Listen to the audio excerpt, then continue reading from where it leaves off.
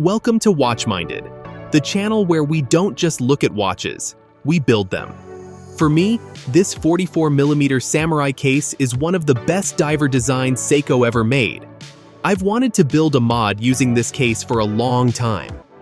And when I found this dial with these oversized lume indexes, it felt like a sign to build a Seiko mod with the iconic Samurai case design, and with the super-lume presence of watches like the Tudor Pelagos or the Christopher Ward Lumiere. And if you're like me and have concerns about whether this oversized case will sit well on your wrist, I also have a more traditionally sized diver case. So later in the video, I'll show you both options and you can decide which one works better. For this build, I'm also using some more premium watch parts from AliExpress, and I'm already curious to see what the final budget will look like. So now I'm really curious about a few things. Will this giant Samurai case actually wear well on my 15.5 centimeters or 6.1 inch wrist? Can AliExpress watch parts recreate that premium, luxury lume diver feeling? And if the budget goes completely over the roof, will this do-it-yourself watch actually feel worth it? Let's find out together. And by the way, all the links to the parts and tools are in the description below. And now let's take a closer look at the dial. It has that ultra-legible tool watch feeling. Everything here is very clean and minimalistic. Just matte finish, bold lume markers, strong contrast, and pure functionality. And I think that's exactly why this dial should work so well with the Samurai case, because the Samurai already has this aggressive angular tool watch design. And these thick lume indexes make it feel like some kind of tactical instrument. The seller also had versions with a date window, but I specifically chose the no-date version. With indexes this large, I really wanted to keep the symmetry and balanced look of the dial. These huge markers should be fully lumed, and we'll test it later. I'll even compare it with my Christopher Ward diver watch, so I'm really curious to see how good it actually is. And of course, a dial like this needed a very specific set of hands. I wanted something that would match the whole modern super-lume diver direction of the build. And these hands immediately reminded me of the Christopher Ward C60 Trident Lumiere. But what I really like here is the fact that the hands are hollow in the middle, because visually, they match the hollow hour indexes on the dial perfectly. So they actually continue the same design language. The hands are slightly oversized, just like the indexes and honestly, just like the whole Samurai case itself. So everything starts feeling bold and substantial without looking clumsy. And because the lume areas are so large, these hands should also glow incredibly well in the dark. And now, let's move to the case. According to the AliExpress listing, this is a modified version of the previous generation Seiko Samurai case, before Seiko released the updated version a couple of years ago. And for me, this older Samurai design looks fantastic. It has this very sharp, angular shape that immediately makes it stand out from most classic round diver watches. Almost every surface here is brushed, which gives the watch a proper tool watch character. But at the same time, there are also polished details that make the case feel a bit more premium and visually interesting. For example, there's this polished center section on the side of the case, and even the underside has polished surfaces as well. The bezel insert is black and very minimalistic, which I think works perfectly for this custom watch build because it doesn't distract attention from the dial.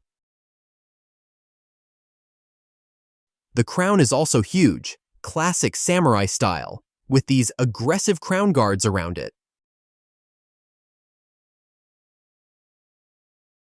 The bracelet is also very Seiko, mostly brushed surfaces, polished sides, solid overall construction, and the classic Seiko clasp design that many people probably already know.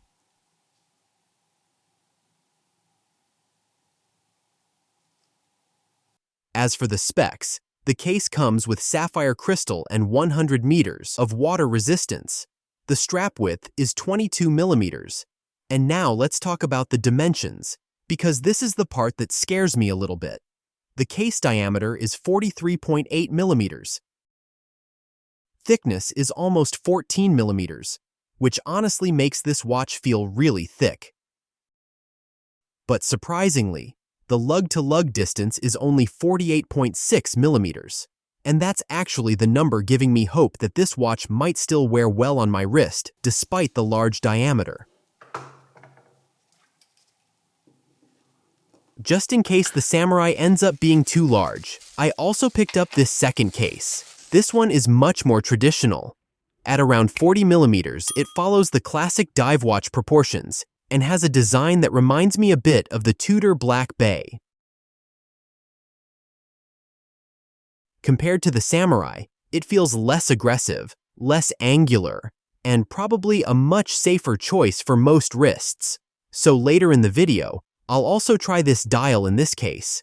That way, if you're someone who prefers more traditional watch sizes, you'll get a better idea of how this dial works in a smaller package as well.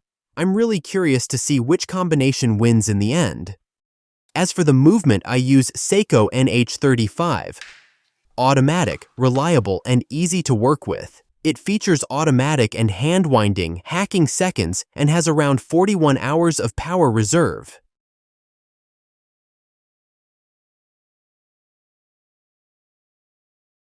And before we start the assembly, let me show you what I'm wearing today. This is actually one of my favorite mods, a Grand Seiko-inspired watch with a textured white dial. And in many ways, it sits on the complete opposite side of the spectrum compared to the watch we're building today. It's small, elegant, lightweight, and very understated, the kind of watch that's perfect for summer days and a relaxed mood. I'll leave a link to this build in the description. And now, let's build. I'll go through the assembly fairly quickly here. If you want a detailed breakdown, check out my video, Step-by-Step Guide to Building Your Own DIY Watch. It's linked in the description below. We start with the dial. On the back of every dial, you'll find small metal pegs called dial feet. To make dials compatible with different movements and crown positions, manufacturers often add 4 to 6 dial feet. In most cases, we need to remove the extra ones. But this dial is designed for the NH35 and comes with only 2 dial feet, so it's ready to go straight onto the movement. There is one small issue though. The dial feet are slightly bent, so I need to straighten them with a pair of pliers before installation. One thing to keep in mind though, the coating on this dial is extremely fragile. If you press too hard or touch it with something sharp, the surface can literally start crumbling. One more thing, even though this dial doesn't have a date window, I still recommend finding midnight before installing the hands. Just rotate the movement until the date wheel clicks over. It only takes a few seconds, but it keeps everything synchronized internally and makes future servicing much easier.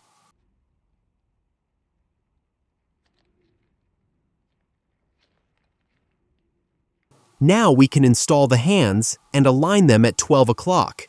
The hour hand goes first, then the minute hand, and finally the seconds hand.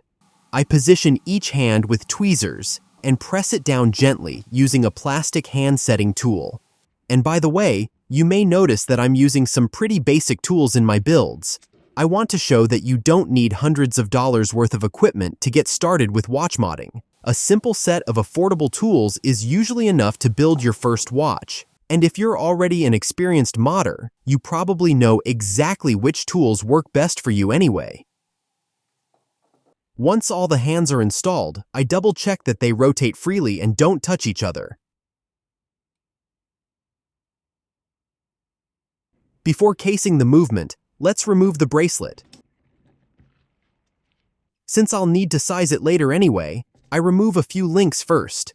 The bracelet pins are quite tight, so don't be surprised if they take a bit of force to remove.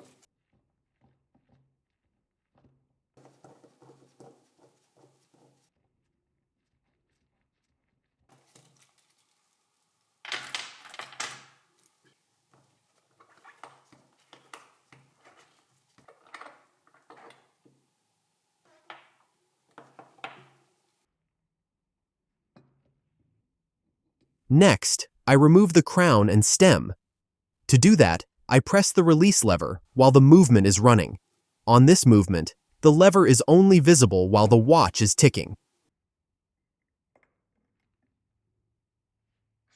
At this point, I think it's a good opportunity to see how the dial looks in the smaller case.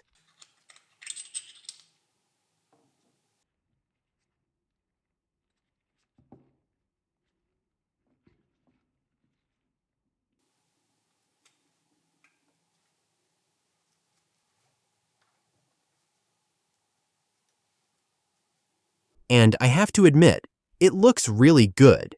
The proportions feel very natural, and the oversized indexes become the main focus of the watch. Overall, it has that clean, modern super-lume diver look that I was hoping for. I can definitely see why some people would prefer this version, but for me, the Samurai case was the whole reason this project started in the first place. It's been on my wish list for a long time, so that's the version I'll be keeping. Still, I have to say, this dial looks fantastic in this case. Now let's move on to the Samurai. Before placing the movement into the case, I clean everything using a microfiber cloth, a blower, and a crystal cleaning pen.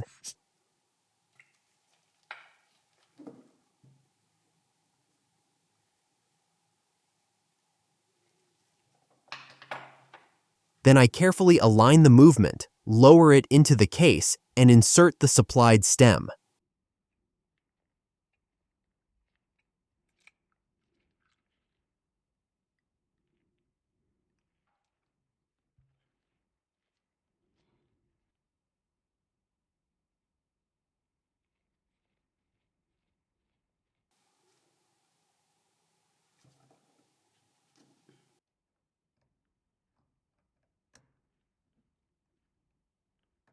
In most cases, the stem will be slightly too long, so it needs to be trimmed to size. I measure the excess length, trim it, test the fit, and repeat the process if necessary.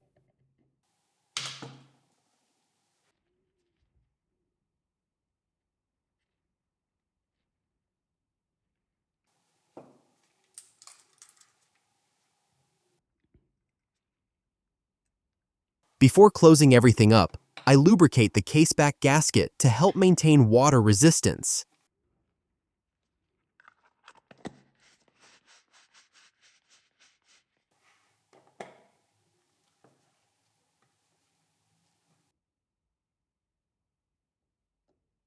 Then I screw the case back down.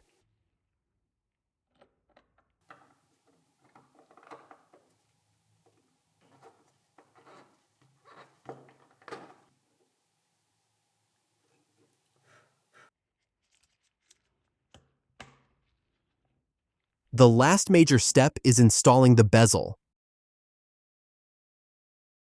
I clean both surfaces, remove the protective backing from the adhesive ring,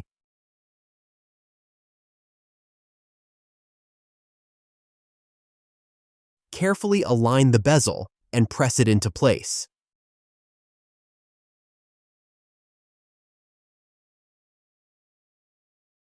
One final tip regarding bracelet sizing.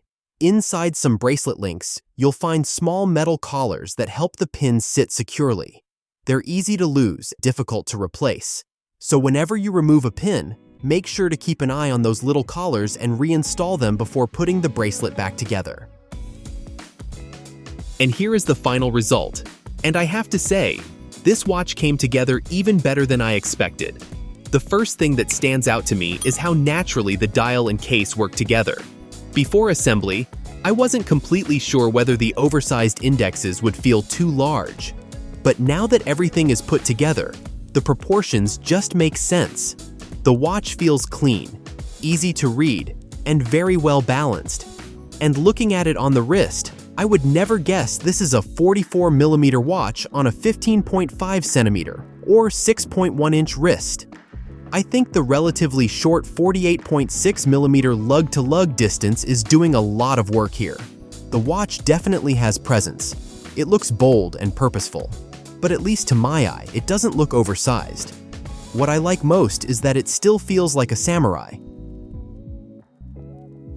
Before we talk about the budget and whether this build was actually worth it, there's one more thing we need to test: the lume. And looking at those massive lume markers and hands, I think the lume test is going to be very interesting. Before we test the lume, I don't just want to show it on our Samurai build. I want to compare it with my Christopher Ward C60 Trident Pro 300. Even though these watches look quite different, they actually share a very similar philosophy. Both focus on legibility, strong contrast, and clean, functional design. The Christopher Ward feels a bit more refined and versatile. It's a watch I can comfortably wear with a blazer or in a smart casual setting. This Samurai Seiko mod leans more towards the tool watch side of things. It feels more rugged, more casual, and more adventure-oriented. But at their core, both watches are trying to achieve the same thing: excellent readability, day or night. So now let's see how they compare when the lights go out. The Christopher Ward has incredible lume quality and execution, especially when you look at the lumed bezel, which together with the dial creates a beautiful, well-balanced glow. But I have to admit, this Seiko mod impressed me.